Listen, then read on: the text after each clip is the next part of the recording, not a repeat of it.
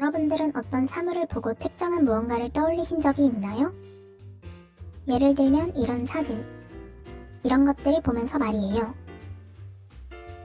저 사진들을 보면서 당신은 하나의 사물만이 보였나요? 아니면 두 가지의 사물이 보였나요? 만약에 한 가지를 보았다면 당신은 무엇이 먼저 보였나요? 컵, 사람, 토끼, 오리, 판다? 왜 우리의 눈에 한 개의 그림에서 여러 가지의 사물이 보이는 걸까요? 오늘 이것에 대해 알아보도록 하겠습니다.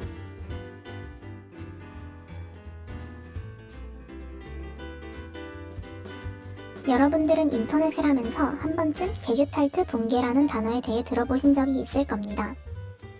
만약 들어본 적이 없다면 지금 그 자리에서 컵, 카드 등의 아무 단어나 10번 말해보세요. 분명 아는 단어였는데 갑자기 이질감이 느껴지지 않나요? 지금 당신이 느끼고 있는 이질감, 그것이 바로 게슈탈트 붕괴 현상입니다.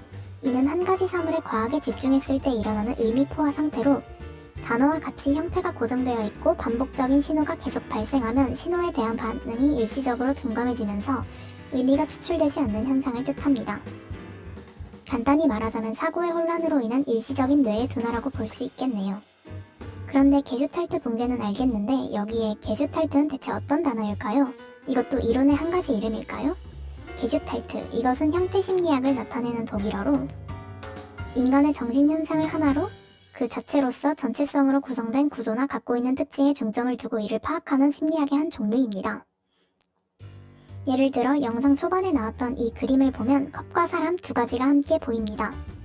당신의 뇌가 컵이라는 모양에 집중을 한다면 컵으로 보이고 사람의 얼굴에 집중을 한다면 사람으로 보이는 것이죠. 이는 사물의 본질과는 무관한 당신의 뇌의 경험에 따른 인식으로 인해 나타난 결과입니다.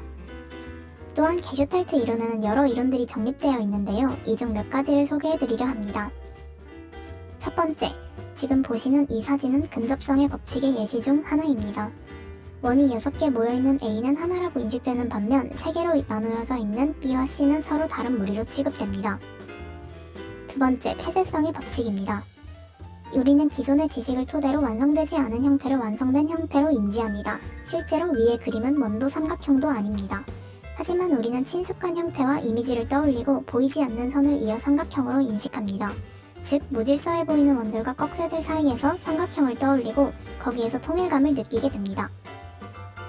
세 번째, 여러분들은 이 그림을 보신 적이 있나요? 이는 용락없는 과일 바구니입니다. 하지만 이 그림을 뒤집어 볼까요? 그림을 뒤집으니 사람 형상을 한 채소 무더기가 나옵니다. 이는 친숙성의 법칙, 사람이 아닌 것이 사람과 비슷한 배열로 놓여져 있을 때 우리의 뇌가 그것을 사람으로 인식하게 되는 것입니다. 이렇게 게슈탈트 이론에 대해 짧게 알아보았습니다. 우리는 살면서 아주 많은 게슈탈트 현상을 겪으며 살아갑니다. 예를 들어 신기한 구름의 모양을 고양이 모양의 구름이라고 인지하는 것도 전부 친숙성의 법칙 때문인 것이죠. 영상이 많이 도움이 되셨나요? 사소한 잡지식 하나라도 알아가셨으면 좋겠습니다. 지금까지 알아두면 쓸모있는 심리학 잡지식 알쓸 심잡이었습니다. 시청해주신 분들 전부 감사드립니다.